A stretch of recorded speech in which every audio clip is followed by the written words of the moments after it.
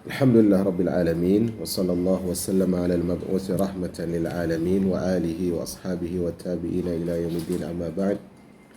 Allahumma inna nas'aluka ilman nafi'an wa rizqan tayyiban wa amalan mutaqabbala. Allahumma la sahla illa ma ja'altahu sahla wa anta tajalul hazna idza syi'ta sahla amma ba'd. Jamaah pada dosa besar 42. Ini pengulangan dari pelajaran Sukajadi nih. Yaitu an-nusuz, yaitu pembangkangan istri kepada suaminya. Jadi nusuz itu adalah sebutan dari istri yang keluar dari ketaatan kepada suami, maka dia disebut dengan nasiz. Nasiz. Apa hurufnya? Nun, ada alif, na, kemudian shin, kemudian zai, nasiz. Atau bisa juga nashiz, bisa juga maknanya. Maka dia disebut dengan seorang yang melakukan nusus karena keluar dari ketaatan kepada suami. Nah, ayat yang berkaitan dengan hal ini surah An-Nisa ayat 34. Kita lihat di sini ya. Allah Subhanahu wa taala mengatakan wallati takhafuna nusuzahun, dan istri-istri yang kalian khawatirkan nusuznya, pembangkangannya. Ada 3 cara untuk mengatasi mereka ini. Fa'izuhunna. Cara pertama adalah dengan nasihati mereka. Dan nasihat terbaik, jamaah yang dirahmati Allah, dan ini para istri perlu mengerti, nasihat terbaik adalah nasihat dengan ayat-ayat Allah Subhanahu wa taala dan hadis Nabi sallallahu alaihi wasallam. Jadi jangan sampai muncul ucapan, enggak usah kau ucapkan itu. Saya yang ngaji, bukan dirimu yang ngaji. Saya udah hafal ayat ini dan ayat itu. Biarkan suami tuntas dulu. Kalau perlu 30 juz kitab hadis, kalau dihafal maksudnya, tentang nasihat kepada istri yang pembangkang dan sebagainya. Nasihat terbaik adalah dengan ayat Al-Quran, dengan hadis Nabi Sallallahu Alaihi Wasallam. Dan hal ini harus didengar. Hal ini harus didengar. Karena seorang kalau dia disampaikan kepada dia ayat Ar-Rahman, hadis Nabi SAW, sang suri tauladan, kemudian dia berpaling, maka dia akan jauh dari keberkahan jamaah. Nabi SAW ketika beliau terusir dari Mekah, kemudian Nabi bersama salah satu sahabatnya pergi ke Taif untuk mencari perlindungan. Ternyata orang Taif justru mengusir Nabi SAW, orang-orang gila mereka, kemudian anak-anak kecil disuruh melempar Nabi SAW sampai terluka. Beliau lari berjalan menuju kebun kurma yang ada di perbatasan Taif. Maka saat itu beliau membaca ayat-ayat Ar-Rahman di dalam surah Al-Aqaf, disebutkan oleh Allah Subhanahu wa taala, wa idh hadara ilaika nafarun minal jinni yastami'una al-Qur'an. Ketika datang kepadamu wahai Muhammad sekelompok dari jin mendengarkan bacaan Qur'anmu. Nah, setelah dengar bacaan Qur'an ini, apa yang terjadi kepada jin ini? Mereka beriman jemaah. Beriman, kemudian kembali kepada kaumnya berdakwah. Dia mengatakan, wahai kaum kami, ajibu da'i Allah. Jawablah panggilan utusan Allah ini. Jadi para jin itu enggak punya rasul. Para jin enggak punya rasul. Rasul mereka adalah dari manusia juga, karena Rasulullah diutus kepada jin dan manusia, tapi mereka punya ustaz. Mereka punya ustazah. Jangan dibayangkan. Nah, jangan dibayangkan. Yang jelas mereka tidak pakai celana jin. Ya, pakai celana jin maksudnya bukan celana jinnya kita. Ya. Celana jin ya celana mereka maksudnya. Mereka punya dai, punya ustaz, punya ustazah, tapi mereka tidak punya seorang rasul dan nabi. Tapi ingat, yang ingin kita ambil dari kejadian ini adalah bahwa sekelas jin kalau mau nyimak Al-Quran dapat petunjuk. Dapat petunjuk. Nah, senikmatnya seorang istri sebenarnya adalah dia tidak perlu suaminya melakukan langkah kedua dan ketiga. Kan di sini ada 3 langkah. Langkah pertama adalah fa'izuhunna. Berilah nasihat kepada mereka dengan ayat-ayat Ar-Rahman, dengan hadis Nabi sallallahu alaihi wasallam suri tauladan. Dan ingat, yang nama memberi nasihat, saya selalu bilang, memberi nasihat itu menjahit baju yang sobek. Artinya enggak mungkin sekali jahit langsung cukup. Yang memberikan nasihat kepada istrinya, dia harus diulang. Begitulah dalam memberikan nasihat. Dan sebaik-baik cara untuk menyemai benih kelanggengan dalam rumah tangga adalah munasahat, saling memberikan nasihat. Dan itu berlaku dalam semua lingkupan kecil maupun besar sebenarnya. Tapi perkara kita adalah hubungan suami istri. Yang kedua, wahjuruhunna. Tinggalkan mereka, pisahlah mereka dari tempat tidur. Dan perhatikan ya, ayat ini ditujukan kepada siapa? Kepada, bukan. Ya, memang pihak ketiganya istri, tapi ditujukan kepada siapa? Suami. Jadi wahjuruhunna, jauhilah mereka di tempat tidur, bukan istri yang menjauhi di tempat tidur. Paham di sini? Ya, jadi konsep kalau kita dalami jemaah, konsep rumah tangga itu sebenarnya adalah bahwasanya istri nggak boleh keluar dari rumah, seberat apapun masalahnya, nggak boleh keluar dari rumah. Kalaupun harus ada yang keluar, maka yang keluar suami. Itu resep supaya solusi itu akan lebih ada, Kalau kita belajar fikih usroh ya, tentunya yang detail di kota kita Ustaz Yusuf yang masalah ini. Karena kita tidak fokus ke situ, beliau ngambil spesialis, kita ambil semuanya. Nah, di sini ingat, sebesar apapun masalahnya adalah yang melakukan hajar ini suami, bukan istri. Karena apa? Karena nanti akan ada hadis-hadis yang kalau dia melanggar ayat ini, hadis-hadis lain kena pada dirinya. Maka wahjuruhunna, jauhilah mereka. Ingat, hanya sebatas suami disuruh menghajar hanya sebatas di tempat tidur. Tidak boleh keluar rumah. Malah sebesar apapun pertengkaran mereka di rumah, ada undangan nih misalnya, kondangan, harus akrab. Ya, harus akrab. Itu bukan pura-pura. Ya, itu bukan pura-pura. Dalam artian apa? Semoga ini kan resep Allah itu luar biasa. Tadi bertengkar di rumah, keluar harus akrab. Tujuannya apa? Tujuannya supaya ternyata akrab itu lebih enak loh daripada ya udah kita nggak usah pulang aja. Kan bisa jadi kan gitu. Jalan aja dulu, akhirnya akrab lagi. Ini penting jemaah yang dirahmati oleh Allah Subhanahu wa taala. Oh, ada. Jadi konsepnya seperti itu ya. Konsepnya hajar hanya di tempat tidur. Hajar hanya di tempat tidur, dan hajar ini dilakukan oleh suami, bukan oleh istri. Wadribuhunna, yang terakhir adalah pukul mereka. Ini saya cepat sekali sebenarnya membahasnya. Dia kalau dipanjangkan banyak sekali. Wadribuhunna, pukul mereka. Dan ini pukul mereka ini terkadang di sana ada kejadian-kejadian yang unik. Para syekh, para ulama cerita di antara para suami yang baru menikah itu ada kejadian-kejadian unik, dan ternyata ini terjadi di negeri Arab dan sebagainya. Mereka tersebut ya di malam pertama dinasehatin masukin ayam di rumah, di kamar. Tujuannya apa? Nanti kalau ayam masuk, gorok pintel tuh ayam. Maksudnya apa? Biar istrinya lihat saya gini loh. Paham apa maksudnya? Ini wadribuhunna, ini resep ketiga loh. Paham maksudnya gitu ya? Saya ini orang jago, abang jago loh, maksudnya kan gitu. Nah, ini salah aja Pak. Salah. Karena ayat ini ya walaupun itu jelas salah sekali ya, kasihan ayamnya dan sebagainya, nggak bisa dimakan juga kan, cara nyembelihnya kayak gitu. Tetap saja kalaupun ternyata dia ingin menampakkan kekuatan dia ketika mukul, dia pegulat dan sebagainya, itu bukan resep paling dasar. Dan kalaupun itu menjadi resep, kata Nabi SAW untuk mensyarahkan hadis ini, tafsir hadis ini, darban ghairu mubarrih, pukulan yang bukan menyakiti, enggak berbekas dan sebagainya.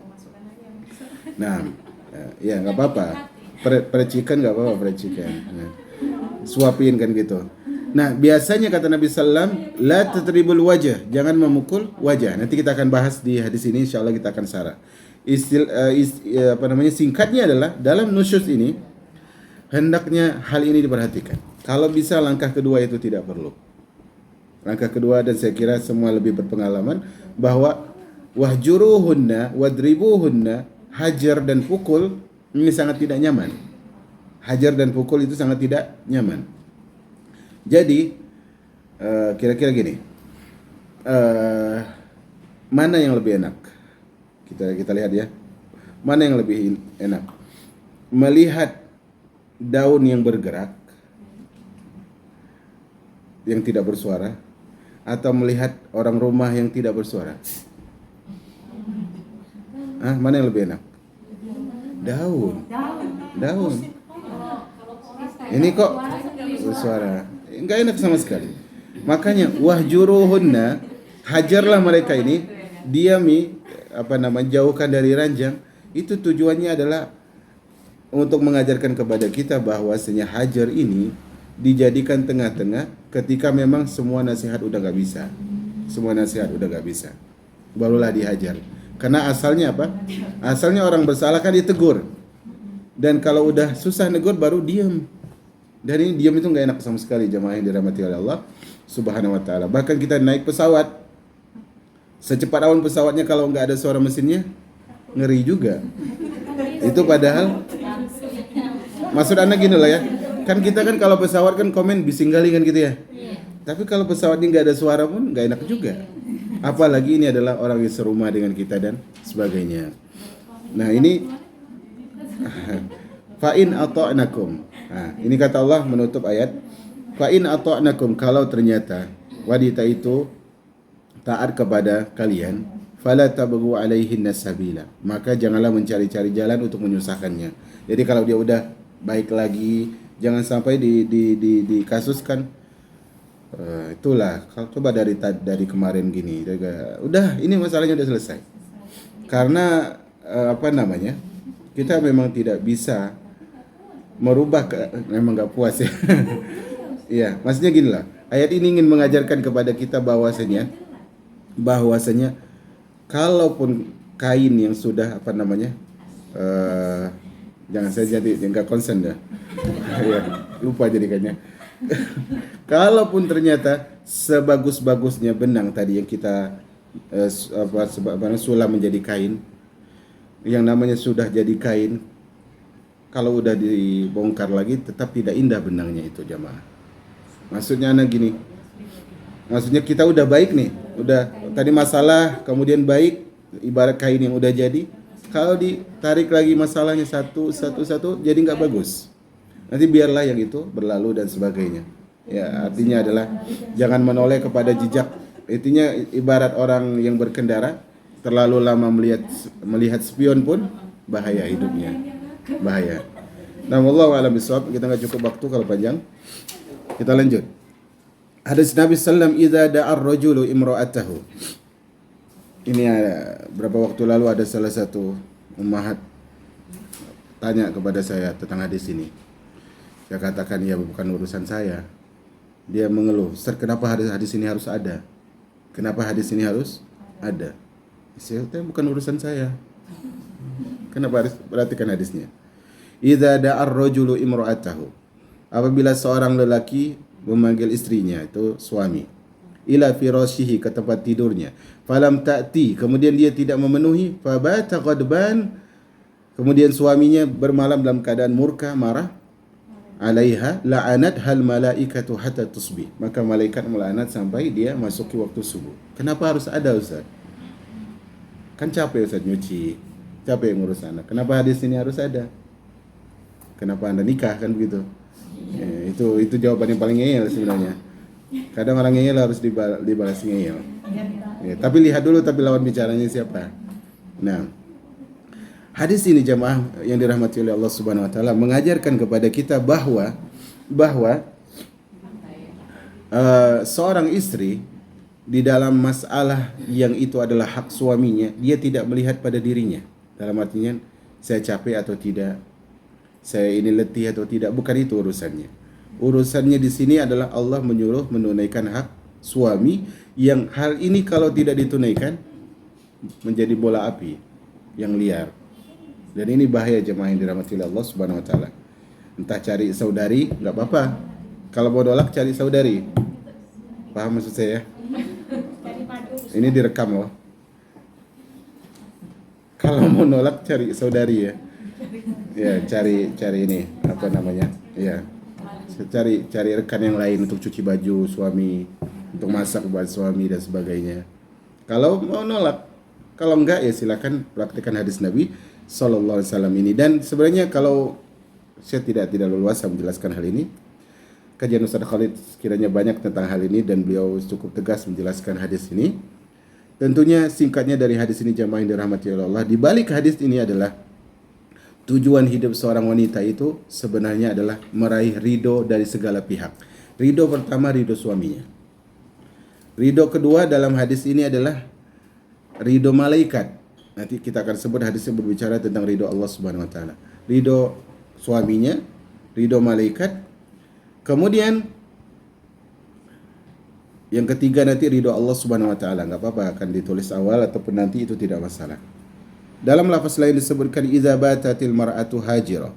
Apabila seorang istri tidur di malam hari dengan memisahkan dirinya dari suaminya. Ini memisahkan diri dalam artian bukan karena sempit ya. Sempit ya apa boleh buat. Maksudnya adalah dalam keadaan dia tidak serak dengan suaminya. La'anat hal malaikah, maka dia akan dilaknat oleh malaikat Allah Subhanahu wa taala. Jadi alangkah baik izin. Anda kayaknya tidurnya di luar dulu karena cuaca mungkin dan sebagainya. Harus dikasih tahu. Karena jemaah yang dirahmati oleh Allah Subhanahu wa taala, selama itu masih dalam pagar rumah, maka seorang istri walaupun itu rumah dia, maka dia bukan ratu. Dia bukan ratu. Walaupun itu rumah dia. Dia beli, suami tinggal bersama dia, itu harta dia sebenarnya, tapi tetap rajanya siapa? Suami. Hal ini penting untuk kita lakukan, untuk kita pahami, karena raja kalau tidak diberikan tahtanya, maka dia akan bukan begitu. Dia akan apa? Dia akan murka, karena itu dia merasa ini tahta. Makanya saya katakan dari dulu sampai sekarang, senjata terbaik seorang wanita kelembutannya. Itu kelembutannya. Air mata jangan. Ya. Air mata itu nggak enak juga ya. Batam kalau terlalu hujan nggak bagus. Becek tanahnya. Ya, paham ya maksud saya ya? Susah jalan kalau terlalu sembab. Nah, karena matanya bengkak. Hadis selanjutnya, walladzi nafsi biyadi. Ini tentang ridho Allah Subhanahu wa taala. Walladzi nafsi biyadihi. Demi Rabb yang jiwaku berada di tangannya. Ma min rajulin, tidak ada seorang suami pun yada umra'atahu, memanggil istrinya ila firashiha, di ranjangnya. Fata'ba alaihi, kemudian dia menolak, istri tersebut menolak. Illa kana alladhi fis sama', melainkan pihak yang berada di langit. Ini menandakan Allah di langit. Sakhitan alaiha, murka kepadanya, hatta yarda anha zawjuha, sampai suaminya ridho. Perhatikan di sini. Pernah mendengar hadis ridho Allah fi ridol walidain, ridho Allah pada ridho kedua orang tua. Hadis ini menyebutkan ridho Allah ada pada ridho suami. Ridho Allah ada pada ridho suami. Nah, ketika berbicara tentang ridho Allah ada pada ridho orang tua, perhatikan ya, hak orang tua itu besar sekali. Tapi ketika berbicara ridho Allah ada pada ridho orang tua, Nabi SAW tidak menyebutkan Allah akan mencabut murka kepada seorang anak sampai orang tuanya ridho. Tidak disebut begitu lafaznya. Tapi dalam hadis ini disebutkan apa? Sampai suami ridho. Karena memang di atas orang tua nih, para suami. Ini kan logiknya aja bisa kita pahami. Orang yang mengurus kita dari kecil, ibu yang mengandung dari janin di perut dan sebagainya, orang tua membesarkan, mengkuliahkan, tiba-tiba datang orang baru, kok dia jadi urutan pertama? Kan begitu? Ini logik aja mengajarkan kepada kita, berarti ini bukan sembarang orang. Bukan sembarang orang. Kenapa? Karena dalam sebuah hadis disebutkan, nanti akan ada hadisnya, Nabi SAW mengatakan, lihatlah bagaimana sikapmu kepada suamimu, karena dia surga dan nerakamu. Dia surga dan nerakamu. Dan Allah Subhanahu wa taala sebutkan dalam At-Tahrim ayat 6 yang masyhur, kata Allah Subhanahu wa taala, "Ku anfusakum wa ahlikum nara." Wahai orang beriman, peliharalah diri kalian dan keluarga dari api neraka. Tujuannya kepada siapa? Suami. Bagi yang bagi wanita yang sudah menikah, maka tujuan ayat ini kepada suaminya. Tapi kalau dia belum menikah, berarti kepada orang tuanya. La yahillu limra'atin an tasuma wa zawjuha syahidun illa biizni wala ta'zan fi baitihi illa biizni. Tidak halal bagi seorang istri dia berpuasa. Puasa di sini awalnya puasa sunnah, artinya masuk di sini puasa sunnah, tapi bisa juga masuk puasa wajib yang waktunya masih panjang. Qadha misalnya. Tidak boleh dia berpuasa. Ini menurut salah satu pendapat ya. Kalau puasa sunnah sepakat nggak boleh kecuali dengan izin. Kecuali dia minta izin kepada suaminya kalau suaminya ada di rumah. Ini kata Nabi SAW, man shoma yauman fi sabilillah ba'adallahu bainahu wa bainan nari arba'ina kharifa. Siapa yang puasa sehari karena Allah Subhanahu wa taala, Allah jauhkan wajahnya dari neraka itu selama 70 tahun perjalanan. Pahala besar bukan? Pintu surga dari arah mana saja dan bahkan dipanggil dari pintu khusus Ar-Rayyan. Ada pintu khusus. Berarti apa? Besar pahalanya, tapi ternyata digugurkan kalau suami bilang enggak. Maksudnya orang mau gini pun enggak boleh? Enggak. Itu kata-kata yang paling indah sebenarnya. Kalau ada suami yang bilang boleh, itu dia nggak sayang. Semuanya boleh, ya nggak apa-apa. Ya boleh kok. Sampai dia bilang suatu saat enggak, ini baru suami. Jadi kalau semuanya boleh dan sebagainya, itu dia tidak sayang kepada istrinya sama sekali enggak. Karena tidak mungkin jalan tersebut mulus. Dalam artian adalah dia berjalan ke sini, seakan-akan dia tanya, lewat sini enggak? Iya, padahal di situ akan ada duri, akan ada becek, akan ada apa. Ada kala dia bilang, lewat sini enggak? Enggak. Itu untuk menyelamatkan siapa? Istrinya sendiri. Beban itu berat jemaah yang dirahmati oleh Allah Subhanahu wa taala. Makanya wasiat Nabi kepada Abu Dzar, wahai Abu Dzar, sesungguhnya engkau adalah orang yang kucintai, wahai Abu Dzar. Tapi engkau itu lemah. Salah satu wasiat Nabi kepada Abu Dzar, Pak, jangan pernah jadi pemimpin. Kalau bisa memilih, dia tidak akan menikah, tapi menikah sunnah Rasul. Maksud Anda di sini membawakan hadis Abu Dzar dengan bab di sini maksudnya adalah kalau seandainya nih tidak menikah itu syariat Islam, maka itu lebih baik. Tapi mau nggak mau kepemimpinan dalam rumah tangga itu harus ada. Tujuannya apa sebenarnya nih? Tujuan terbesarnya salah satunya menyelamatkan pihak wanita itu sendiri. Maka cara terbaik untuk bisa berbakti kepada orang tua di luar dari nas ya, kita nggak bicara ayat, nggak berbicara hadis, tanya kepada orang yang sudah tidak punya suami. Tadi malam kadang-kadang lihat status tujuannya kalau ada apa-apa saya tegur. Ada satu status yang mau saya tegur, tapi saya nggak enak kalau menegur. Jadi status itu bertuliskan tentang tanggal. Tanggal ini tahun 2001, tanggal ini tahun 2022. Apa itu jemaah? Keingat suami sudah 1 tahun nggak ada. Bukan meratapi sih. Artinya ada kayak hilang sesuatu. Maksud Anda, berarti kan dia ini seakan-akan merindukan ingin berbakti kepada suami lagi, tapi udah nggak ada. Kalau kita oke lah, kita nggak mau dengar ayat, nggak mau dengar hadis, tanya kepada orang yang seperti itu. Atau tanya kepada orang yang usia sekarang belum juga nikah. Apa yang mereka harapkan? Kalaupun ada suami yang begini cukuplah. Kadang kan begitu. Standarnya mau nggak mau diturunkan. Nah itu jemaah yang membuat kita bisa berbakti. Karena jangan sampai kita mau berbakti kalau udah hilang. Karena an-nadam la yati illa fil wara. Penyesalan tidak datang kecuali di ujung. Selanjutnya, halaman selanjutnya kan ya. Kata Nabi sallam, "Lau kuntu amiran ahadan." Kita akan syarah hadis ini dengan lafaznya. "Lau kuntu amiran ahadan an yasjuda li ahadin la amartul mar'ata an tasjuda li zawjiha." Ada video pendek saya di Instagram saya yang satu, Instagram Nasihat Itu Cinta, bukan Instagram LHB TV ya. Itu saya muatkan video singkat tentang hadis ini. Itu bisa dilihat. Atau bisa @Farhan LHB juga ada. Tapi yang profilnya itu yang warna matahari tenggelam. Nah, lau kuntu amiran ahadan, kata Nabi sallam, kalau aku boleh menyuruh seorang untuk an yasjud. An yasjud di sini adalah an yasjuda ihtiraman. Kita syarah di sini, pegang ya. Kalau aku boleh menyuruh seorang untuk sujud penghormatan, itu tulis di buku. Kalau aku boleh menyuruh seorang untuk sujud penghormatan. Untuk sujud penghormatan, bukan sujud ibadah. Sujud penghormatan.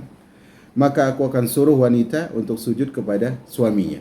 Jadi kita harus terjemah itu sujudnya penghormatan. Kalau kita katakan sujud ibadah artinya begini. Kalau aku boleh menyuruh seorang untuk sujud ibadah, maka wanita akan aku suruh beribadah kepada suami. Sah atau tidak nih? Enggak sah. Maka sujud di sini maksudnya ihtiraman. Sujud penghormatan sebagaimana sujudnya malaikat kepada Adam alaihissalam, mereka sujud penghormatan tapi mereka beribadahnya ke siapa? Ke Allah Subhanahu wa taala. Nah, di sini Nabi SAW menyebutkan kalau seandainya syariat sujud kepada manusia berupa penghormatan, karena ibadah enggak kita bahas, enggak boleh syirik. Kalau seandainya seorang istri atau seorang manusia boleh sujud kepada orang lain dengan memberikan penghormatan sebagaimana di zaman Nabi Yusuf alaihissalam, ayah beliau, ibu beliau, saudara-saudara beliau sujud kepada Yusuf.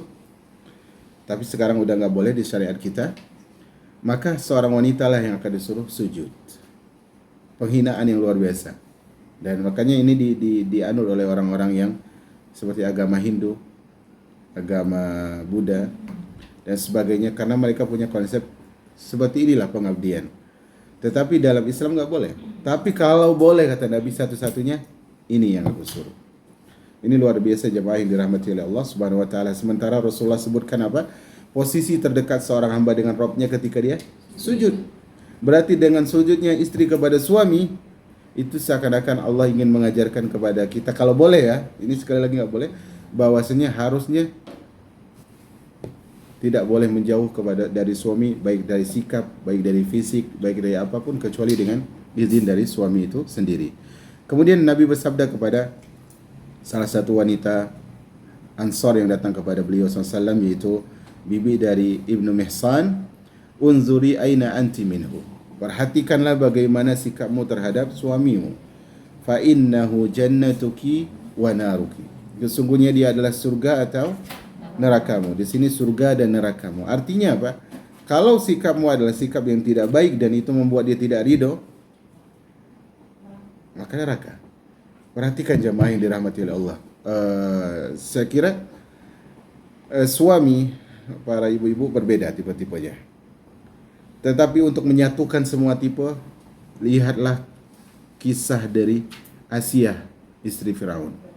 Salah satu wanita besar dari wanita ahli syurga Allah Subhanahu wa taala. Permasalahan seorang wanita itu masuk surga bukan masalah suaminya. Sama sekali nggak ada kaitan dengan suaminya. Karena apa? Buktinya Asia masuk surga. Masalahnya pada siapa? Pada wanita itu sendiri. Wanita itu sendiri. Jadi bukan masalah kita tidak berbicara tentang suami kafir ya. Jelas ya, kalau suami kafir kita harus minta talak, wajib. Kita berbicara tentang sedurhaka-durhakanya suami lah selama dia masih muslim, oke? Tetap harus ditaati.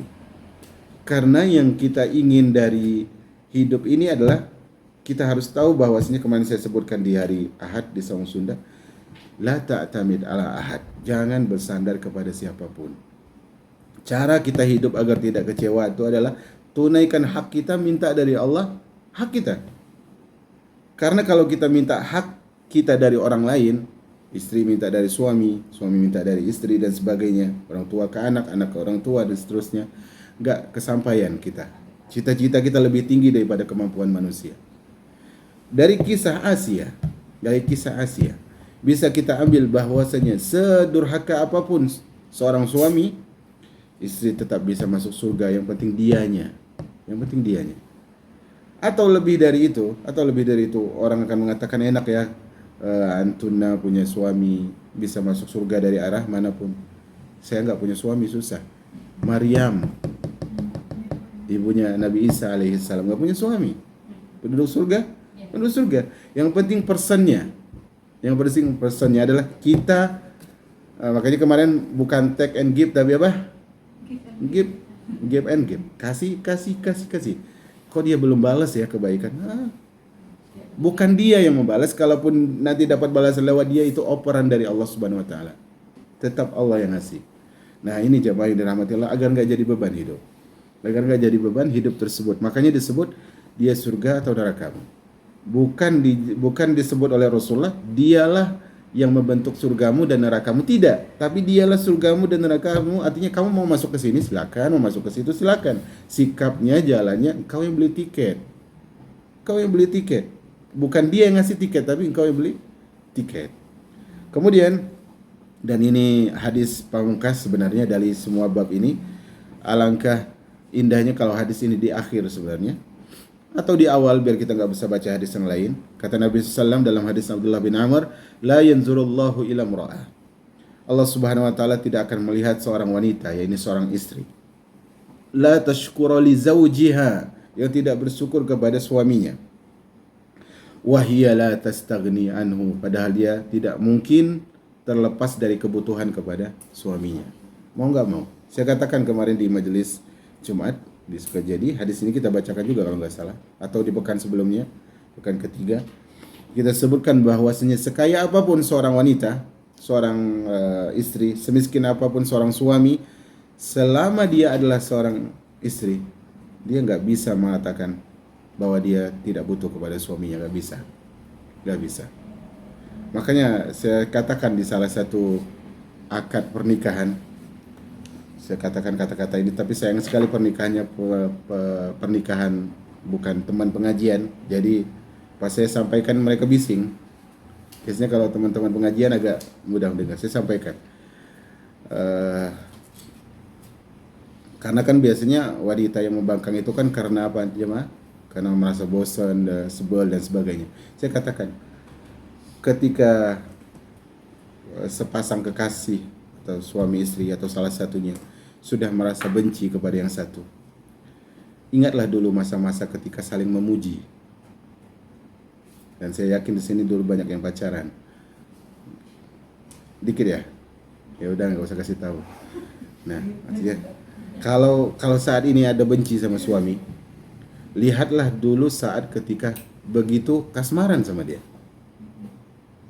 Kalau saat ini bosan, lihatlah dulu ketika rindu. Ingat masa-masa rindu. Sehingga apa? Semua sikon itu berubah.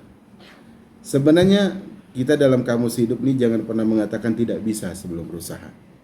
Karena Allah la yukallifullahu nafsan illa usaha. Jadi kalau kita benci kepada seseorang, resepnya ingat kebaikan orang itu. Kalau kita merasa bosan, ingat hal-hal yang membuat kita merasa senang kalau ingat dia. Ini resep dalam rumah tangga itu seperti itu. Dalam kehidupan bersaudara pun sama sebenarnya. Kalau kita benci kepada seseorang, lihat di mana dulu saya pernah muji dia loh, dengan ini dengan itu. Berarti dia ada kebaikan. Sekarang nggak mau ketemu, dulu saya pernah banget kalau nggak ketemu dia itu nggak bisa itu makan tuh nggak bisa. Gimana sekarang ini supaya kalau saya benci ini saya tetap nggak bisa makan, kan gitu maunya gitu. Akhirnya gimana supaya bisa makan? Nggak jadi benci. Nah ini resep seperti ini harus ada. Ini resep kita lempar bola. Resep kita lempar bola dalam artian apa? Kalau kita melempar, keburukan yang kita lempar ini kembali ke kita sendiri. Dan jamaah yang dirahmati oleh Allah Subhanahu wa taala, jalan termudah untuk masuk surga Allah Subhanahu wa taala walaupun sulit. Jalan termudah walaupun sulit adalah bersihkan hati dari segala kebencian. Bersihkan hati dari segala kebencian. Hati kita kecil. Hati kita itu kecil.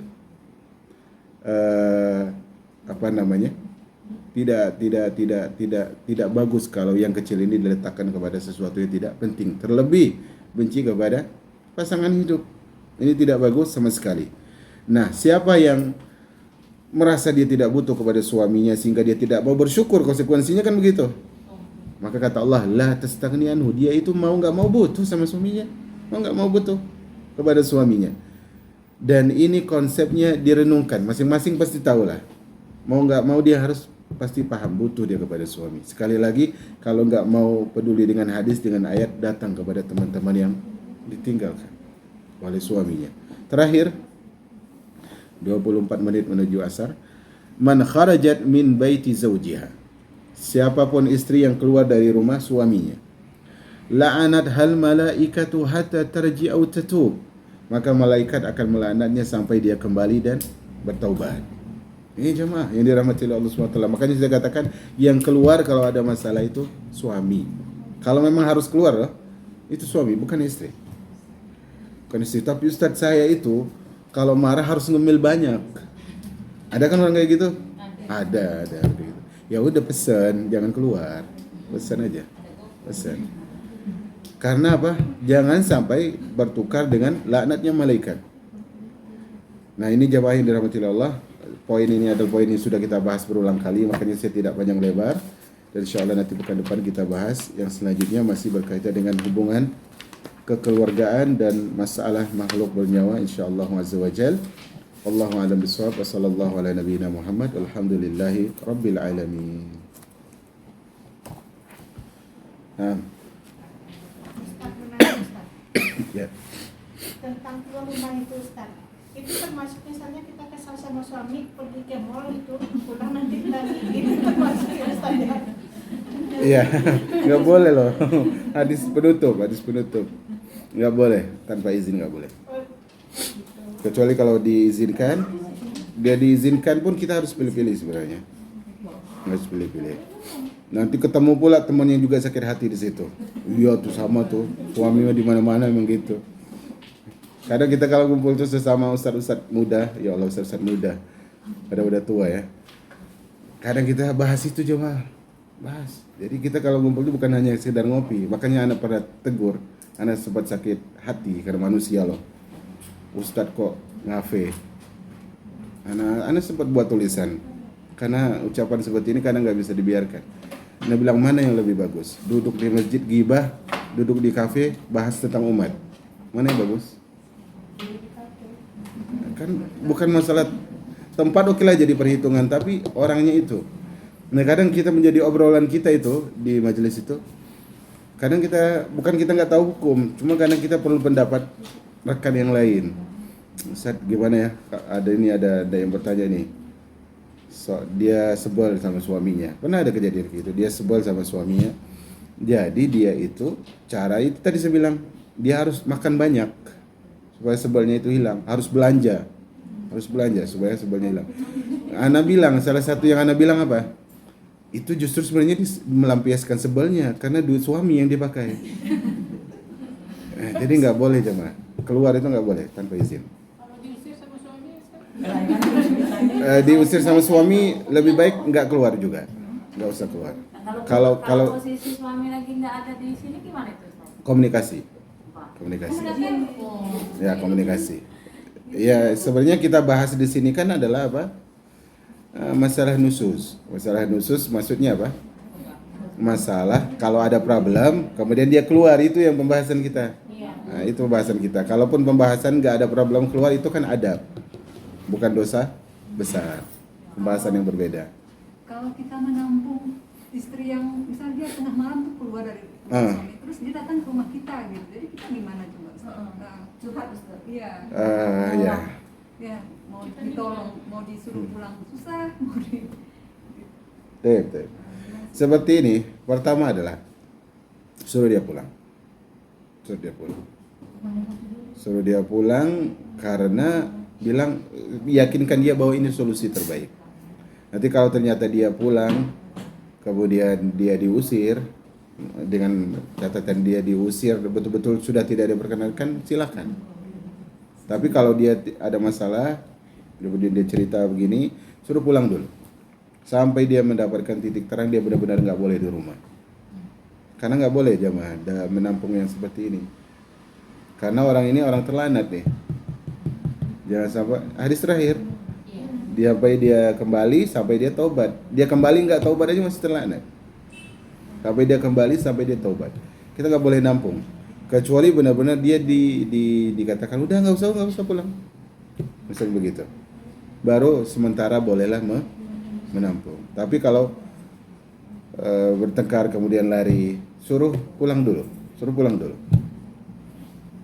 Terserah dia mau menyikapi kita seperti apa, menangkap seperti apa. Setelah itu lakukan muamalah yang baik. Sampai aja pulang dulu. Nanti kalau suami benar-benar nggak ada apa-apa, anak antar misalnya. Suami benar nggak boleh kan, silakan anak open di rumah insyaallah. Di waktu terbatas tentunya, di waktu terbatas. Tetapi alangkah baiknya bukan malam. Alangkah baiknya kalaupun mau siang. Allahu a'lam bishawab. Oke? Tapi dia kalau mau kembali dia takut di KDRT gitu. Nah, makanya kalau dia tidak kembali justru buruk. Ini sebenarnya ada diskusi yang lebih panjang dalam masalah ini. Dia kalau kembali mungkin KDRT. Tapi dia kalau ke tempat orang lain, bahkan kalau ke tempat ibunya sendiri, itu tetap tidak bagus. Kalau dia mau menyelesaikan masalah loh. Kalau dia mau menyelesaikan masalah, dia punya cara yang difasilitasi oleh negara. Kemenak, sebagainya, kepolisian, sebagainya. Paham maksudnya? Bukan ke tempat orang lain. Bukan ke tempat orang lain. Nah, setelah dia melaporkan hal ini, misalnya ada komunikasi dengan pihak tertentu. Ini kalau udah over ya, kalau yang masih ringan sebenarnya bisa aja dikomunikasi. Misalnya dia sampaikan tadi ke kepolisian, insya Allah kepolisian akan menyampaikan. Dan insya Allah kalau ada polisi kan nggak akan ada KDRT itu. Misalnya dia sampaikan, saya udah nggak mau lagi nih sama istri saya. Daripada dia istri saya pukul, nah di situ baru dia apa? Minta diantar ke rumah. Jangan dia ke tempat temannya, sebagusnya enggak. Sama sekali enggak. Enggak pernah ada solusi dalam ayat atau hadis kemana? Ke temannya. Bahkan keluarga pun enggak boleh. Makanya tadi apa? Di rumah. Kalau nggak ada KDRT, larinya ke pihak mahkamah, jangan ke teman. Ke mahkamah. Kecuali pihak-pihak yang itu bisa memberikan solusi, orang-orang bijak, berilmu, mereka punya pengalaman dalam hal ini, menangani banyak kasus dan sebagainya, insya Allah tidak masalah. Tapi kalau alasannya KDRT, kita nggak usah simpan di rumah, bagusnya nggak usah. Kalaupun kita mau, jangan sampai dia bermalam, itu tadi resepnya. Jangan sampai dia bermalam. Telepon keluarganya, ibunya dan sebagainya tidak masalah. Tapi jangan sampai di rumah kita, jangan sampai di rumah kita. Ada kasus seperti itu sulit, akhirnya dia menjadi beban. Dan wanita itu apa? Mikir banget. Jangan tampung di rumah, sekali lagi jangan tampung di rumah. Kalau mau nampung sampai asar udah nggak masalah. Wallahu a'lam bishawab. Tapi nggak ini kan, nggak ngeprank kan?